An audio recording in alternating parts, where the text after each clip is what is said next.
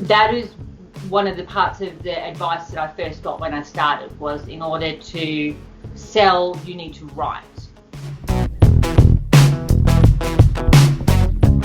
Hey, this is Writers Row. I'm DC Wright-Hammer. And I'm David Gane. And we have a special guest today. I'm Dzintra Sullivan. Hey. So happy to have Z on. If you like the content we've been putting out on Writers Row, make sure to subscribe to the channel. Give this video a thumbs up and comment down below. We haven't been getting a ton of comments, but we really appreciate those. We'll definitely respond back. We're also on podcasts now. Apple, Google, Spotify, and several others. If there's a platform you want us to be on and we're not, let us know, and I'll see what I can do.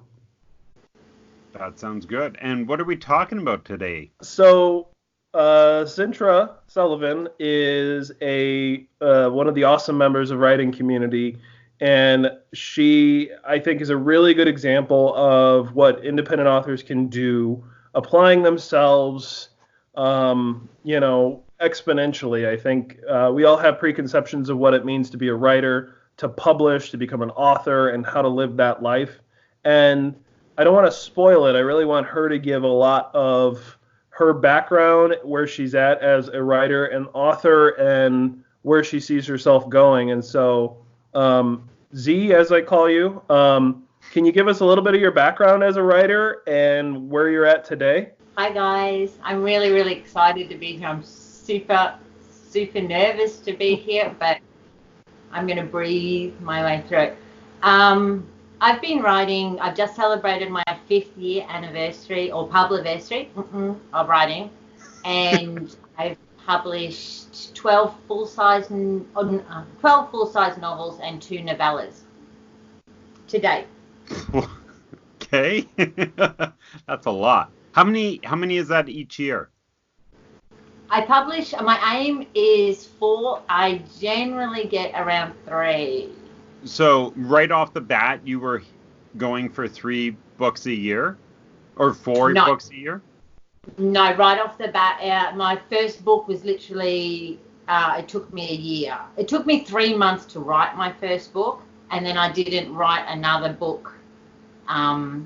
It took me a year to get my next one done, and then from that point on, I was able to connect enough with the characters that it took me around 12 weeks to write a novel. Oh, wow. And then how many of that series have you put together now? The first series is a complete series of 7 books. Okay, and then how many other series do you have going right now? I have a dragon series where I just my last publication. My last book that I released was the 3rd book in that series. There'll be 5 in that series. Okay. And I have a couple of standalones plus the beginning of another series started. And what? I love series. I love them. They're the best. What made you kind of shift into high gear to write so many books in a year? Honestly, the people. My first book hit number 1 in Australia and the top 100 in America within 24 hours. Really? On Amazon? On Amazon, yes. Wow. And which one was that? Which series? That's my Halfway House series. The first book is called Arcadia. And the response I got out of people, because she came about really, I write really weird. We've sort of discussed how I write. I don't write like the average person. So when she came to meet Arcadia, the character, and the story came out of her, or through me out of her, it's weird, I'm weird.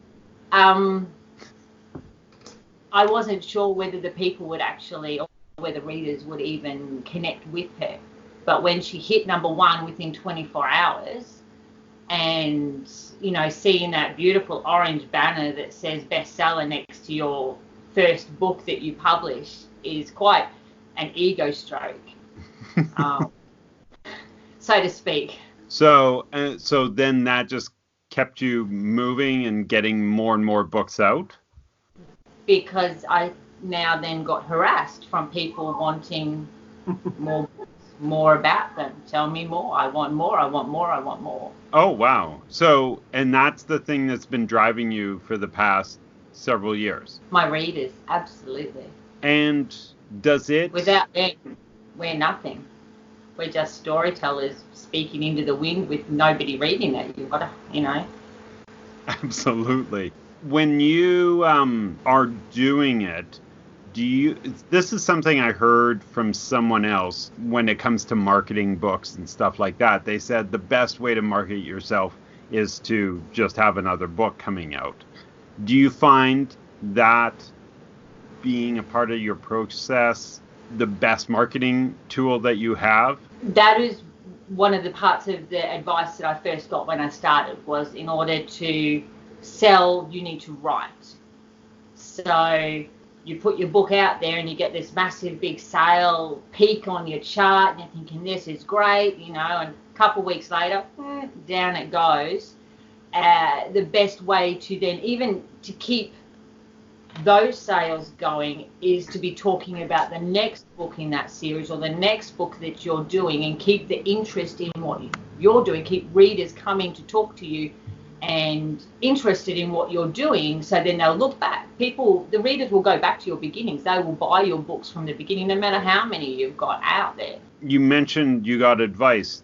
Can you tell us who you got advice from, or how you heard about this advice? This was from, a number one bestseller in America. When I first started out, she sort of took me a little bit under her wing. I'm not sure if I want to name drop. I'm not generally much into name dropping. I tend to try and stand on my own as much as possible. That was the advice, and researching it, there's a lot of backup to the theory of 20 books to 50K. The success ratio as a long distance author, not just one or two books, but a longevity, let's say career author, is typically around your 20th book. That's research. That's not, from what I've researched, that's not my words, that's what I've researched seeing. Yeah, and I've heard that phrase before, 20 books to 50K. I think there's a Facebook group. Yeah, and there's a lot of background to it, which is substantial and holds weight with me. And that I'm just to clarify, that's $50,000, not 50,000 readers or 50,000 sales or anything? I do believe it's dollars, yeah. Okay, just clarifying. And I'm assuming that's like per year, you're going to have steady sales. By the time you have 20 books, you're always selling enough books to generate. Is that how that works? That's where apparently you're to see where the career will take off, where you'd be able to step away from, say, a day job and follow on a path fully 100% book related. I know somebody else who she's got a lot more than 20 books, that's for sure. I think she's above 200 or something like that, and she writes a new book every 6 weeks. I think she gets the first draft done and then is in an edit for the next 6 weeks and then releases, but she's got like the process of the cycle going, and she just keeps getting them out. And she said that kind of catching that and riding that wave is kind of her goal. The other step that helped her a lot was having a newsletter, just connecting and communicating. The main idea behind that being that if you have the newsletter, you have that list of readers, whereas, on Twitter and Facebook and on YouTube, you don't have control over that list, where if you have a newsletter, if you're the people who you're doing the newsletter with suddenly say we're out of business, at least you can export the list and take it to another newsletter company and carry it through. So absolutely. Do you have a newsletter? I do. Yeah. And how often do you publish your newsletter? I do it quarterly, unless I've got a release coming up or there's a special event, a sale or something like that, and I might chuck out an extra newsletter, but that newsletter would be short. It wouldn't be my normal 3-monthly one. And are you publishing entirely through Amazon? Yes and no. Can you explain more? Okay, so Amazon won't let you do perma-free. Amazon's a pain in the butt. Love Amazon anyway. Won't let you do perma-free. The most that they'll let you do is a 99-cent sale. So in order to have a book perma-free, you must have it everywhere. It must be wide. Okay. So then I can set it free on iTunes, a book, whatever, blah, blah, blah, blah, blah. And Amazon will then be forced to match it. So Okay. That's how Arcadia, my first book in the series, is perma-free everywhere. Okay. And so is that you've got only that one book on all the other services? I do. At the moment, I'm experimenting more with the Kindle Unlimited, which of course you have to have exclusivity to Amazon for. And so does that mean that you're going to have to pull it off of Apple Books to do that? Or for Arcadia is perma-free everywhere. She's not on Kindle Unlimited. Every other book is at this point on Kindle Unlimited. So I want to go back to the pace with which you write and publish books. And can you just kind of, just to let people know how I do it, I wrote very fast, but I write long novels, and I'm for me personally, I write more, I guess, for myself than my readers, because let me get the story right, let me get the plot twist right, let me write very detailed and deeply. But you definitely have quality books, and you're turning them around very quickly.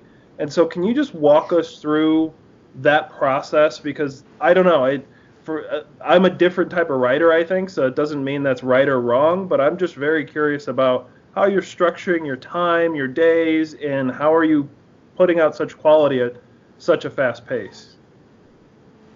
Firstly, I love the fact that we all write differently and yet we all end up with exactly the same product. It's fascinating to me that you can get 10 writers in the same room, every one of us do it differently, yet we all write. And it's all right to write that way. Follow me with that one.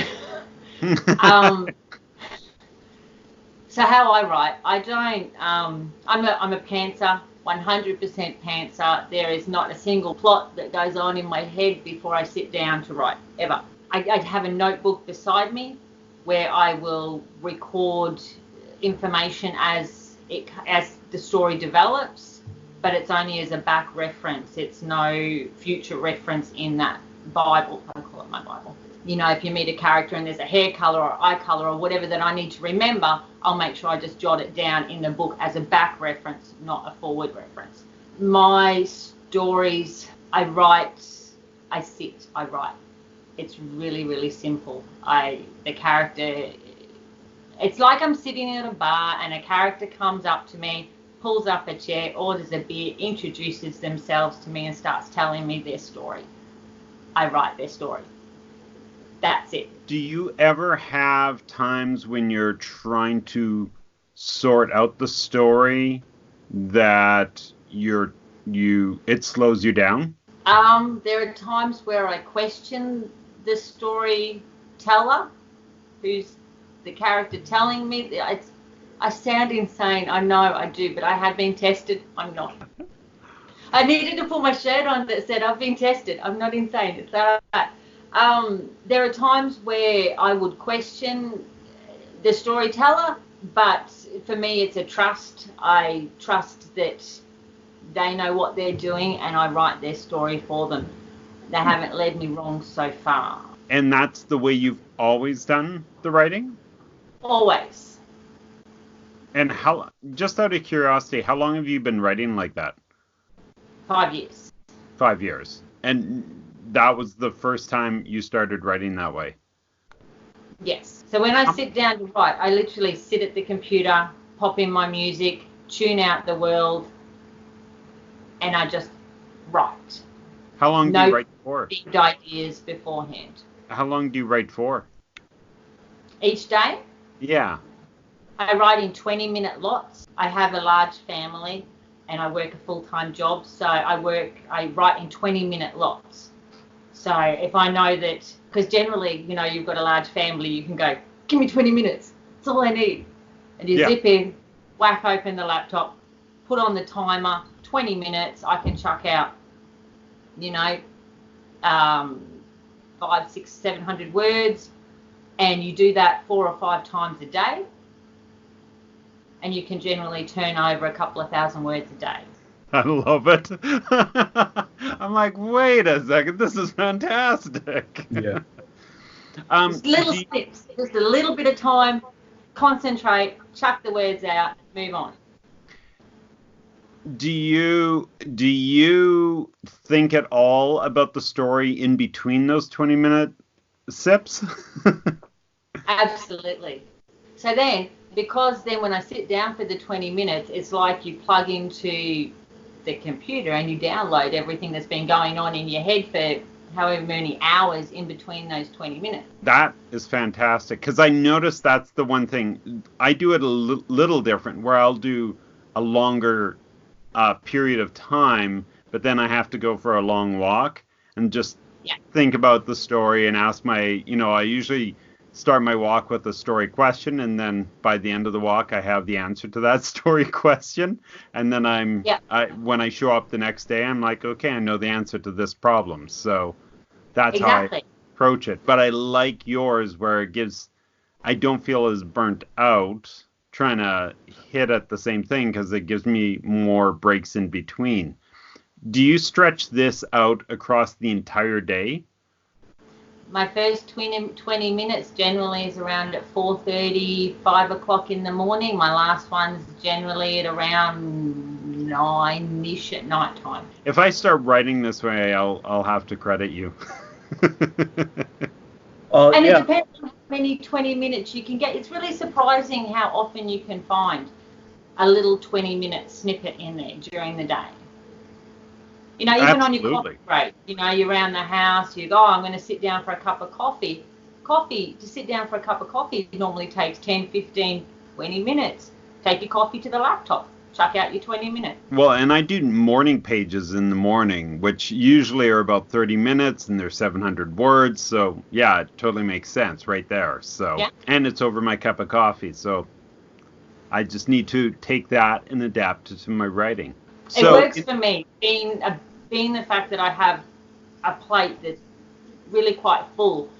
The 20-minute snippets work for my scheduling, because I can't. Scheduling's a weird word, because I don't have a schedule. It's not like I can go, okay, I write at 9 a.m. and then 10 a.m. and then 2 p.m. and I can't work it out to that sort of detail. It has to be, got 20 minutes, okay, let's go. But, Well, and I think what's coming to mind for me is that I am a hard plotter, and sometimes, well, definitely recently, I've felt like a slave to the plot rather than me driving the plot. I feel like the plot's driving me, and there's probably a little bit of I'm a baby, and I'm like, no, I want to be I want to be in charge, and the plot's like, no, you were beholden to me, and so I've had this debate with a lot of people, and it's either you're one or the other, and I've got into a couple of arguments regarding who drives stories. And I think for my series, I've got so many details and a lot of things that I do have to have those referrals, like you were talking about, being able to refer back and connecting those dots. I think that's what people expect from my Between Two Minds series. It's very intricate, there's a lot of subtleties and hints to the past and things like that, and I want to continue that series. Love it. Oh, well, thank you. And I appreciate that you have read and reviewed it. That was awesome. Both books, super cool.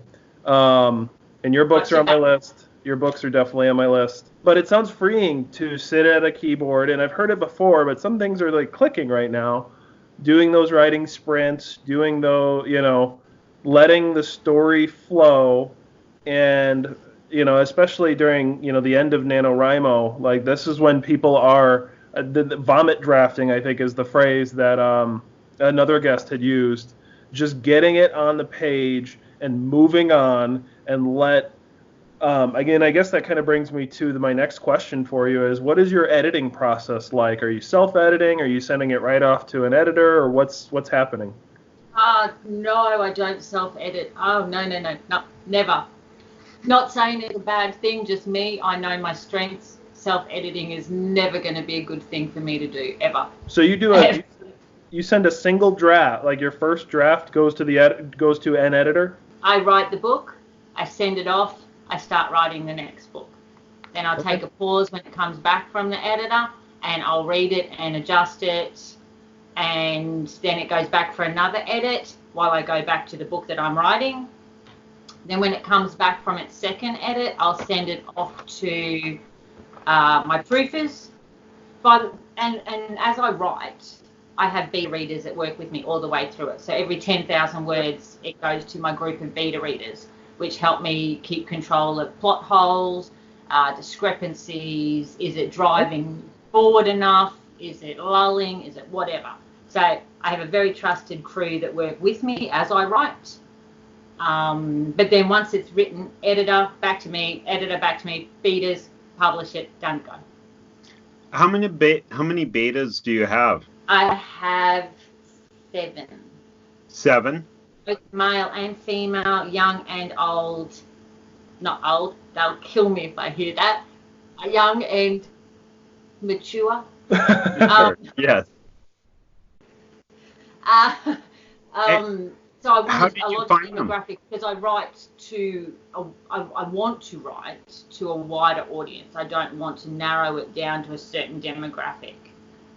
How do you find them? How did you find them? My betas, there's Yeah. been a couple that have been right from the word go with me, and a few that have just come along the way. They're hard to find because you've got to trust them explicitly with your work, and you have to trust them explicitly that they're not blowing smoke up your skirt, that they're going to go, that's crap, you need to start again, or, I love it, I hate it, or whatever. And you have to be able to work that you're not going to take offense to them saying, I really don't like that character, or, this needs work here, or whatever. It's a trust thing with your betas. Betas. It's a beta to me. No worries.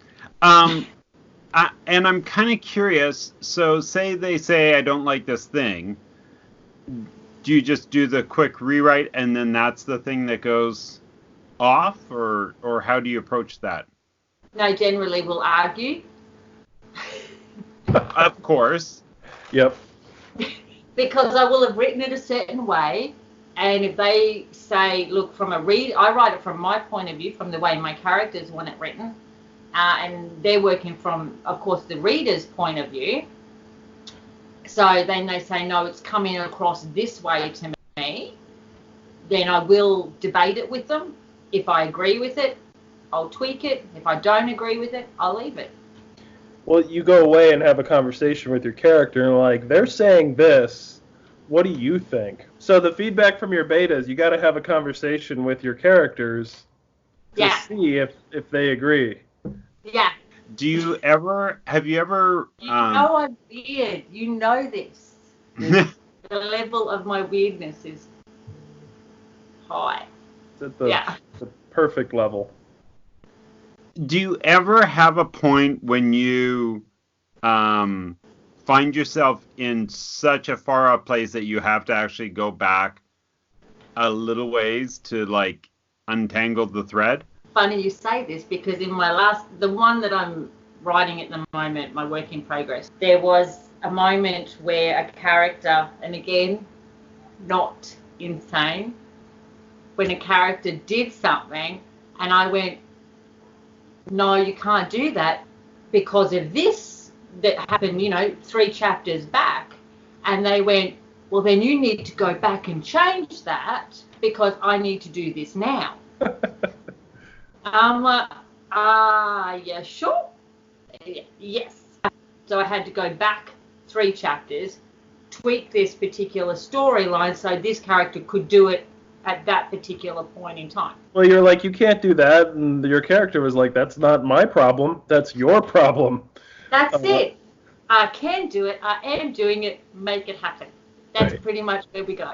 Oh, well, and I really like that because I'm like 60,000 words into a complete side book that I was writing, and the character that I wrote is somewhat likable, but also somewhat punchable, and I'm like, how can I make them more interesting? Like, what can I do? And I think I already know that I want to go back and I actually need to really kind of re-edit the 60,000 words I have and change some things that I did because I was trying to do too much and trying to cram too much in, which is something I often do.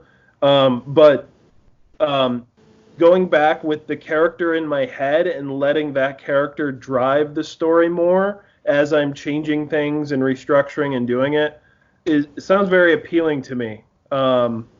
Because, like the series that I've been writing, I'm between two minds, which is, having multiple personalities. That's sort of a theme that I talk about in the series. I can absolutely relate to your characters telling you what needs to happen rather than you telling your characters what need to happen. I sit in the passenger seat. I'm very hesitant to call myself an author or a writer, even though I do, but it doesn't necessarily sit well because I feel more like a scribe than I am an author, because I sit in the passenger seat. My characters lead the story, they drive the car, because I have a lot of different books written now, and I have a lot of books that are waiting to be written, and they're multi-genre. I don't stick with one particular genre. It's like, how can I explain it? Okay, we don't even have these things over here, but so I'm going to talk movies here. Your cafeterias where you've got your cliques in a high school, and you've got your jocks and your cheerleaders and your nerds and your chess players and whatever else, right? And you've got them all set up. That's what it feels like in my head, is that at each table is the characters that sit for each different book that I've got to write yet. So when I want to write that book, I'll go and sit at that table, and those characters will hopefully tell me the story. What if they don't tell you the story? It's only happened once, and that was with my first book, because I tried to drive the car and then they stopped talking. So I stopped driving the car, they started talking, and I haven't driven the car since. I'm kind of curious. You said I feel so weird. No, I'm going to ask another weird question for you. It only started 5 years ago for you. Were they there beforehand? These particular characters, no, but I've always been a creative type person. Painting, storytelling. I'm a dance teacher by trade. I'm a drama teacher by trade. Creativity, expressionism, things like that have never been strange or obscure to me. Putting it down into a book form, that started 5 years ago when I trusted myself enough to do it. I didn't think I could. And even if I thought I could, I didn't necessarily think anybody would like it. And now you found out you're wrong. Yeah, go figure. I was kind of curious. You have the proofers and the editors. Are they paid positions that you have? My beta readers are not paid. They're Okay. paid with books. They get my books. Yeah. They get my merchandise, cups, bookmarks, stickers, whatever I'm selling or whatever I'm giving away at the time. They get access to all of my goodies. My proofers are paid. My editor is paid. My cover designers are paid. And where have you found those? Are they all across the world? My editor one of them is in Australia, and I have recently taken on another editor, so I have two. Because of my scheduling, I have more than they can fit in. So need another editor. Grab two of them.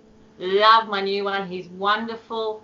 He's American, which is really handy because I'm writing to an American audience primarily. So I want to make sure that my wording, my phrasing, you guys don't have boots, you have trunks, you don't have, phrasing of different words, making sure that it sounds right for you guys, not Australian. Not that there's anything wrong with that. And where's your proofer? That's my target audience. That's where I write. That's where I sell to. That's what I want. And where's your proofer? My proofer, I have two. One in Australia and one in America. Nice. And you can buy your books on Kindle as well as print. Is that correct? Yes, absolutely. Okay. Paperback, ebook, everywhere. Oh, well, yeah. Cool. Yeah. So I think to kind of wrap things up, I want to ask a question of you, Z. If you had to give a bit of advice to some of the writers out there on if they want to publish as quickly and as quality as you do, what are some things that you would tell them? I know we've kind of talked about it the whole episode, but let's kind of try to sum it up.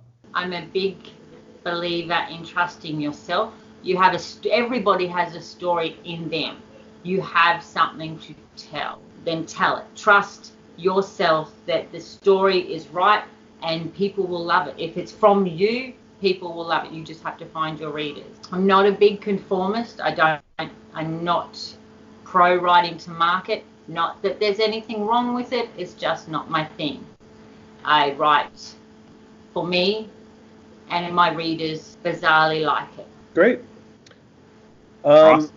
So would like to transition to some self-promotion. So what would you like to promote, Z? What, as in my books? Yeah. Just no.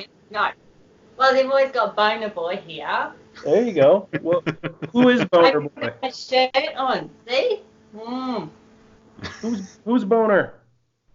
This is my Boner. This is my Reaper boy. Your what? My Reaper. So he's from Once Upon a Death. So I even have the tattoo because I'm a boner girl. Okay. We'll put links to. He wanted to retire. He moved to a small town. He was stressed out. He was a burnt out reaper. Yep. So he retired. He moved to a small town. He had to adjust to human life. He got a job in a funeral home, of all things. And is he doing well now? He's adjusting well. It was tricky. He has his best mate with him, Rourke, who's a goblin. He's a little sensitive sometimes. He likes to crochet with the ladies in the town. He joined the local crochet club. My books have a lot of humor. If you love humor, dark humor, weird humor, it's definitely a series that a lot of people are getting addicted to, and it will be a series. That's awesome. Well, yeah, we'll put a link to your Boner in the description down below.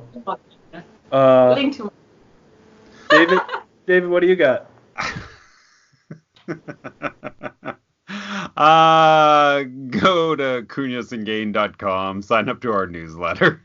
Very cool. I can't follow up that. I will try. Go to Wright-Hammer.com, and through the end of the year, you can save $5 off your first purchase by entering the promo code. All right, okay. Nobody's gonna buy my books anyway, so promo code is Carter. Go to Wright-Hammer.com if you want to buy my paperbacks, but buy Z's books instead. They're all great. Yeah, just spend all your money on Z. There you go. Thank you, Z, for coming on. We really appreciate it, and thanks everybody for sticking around. Bye. Thank you. Love you all.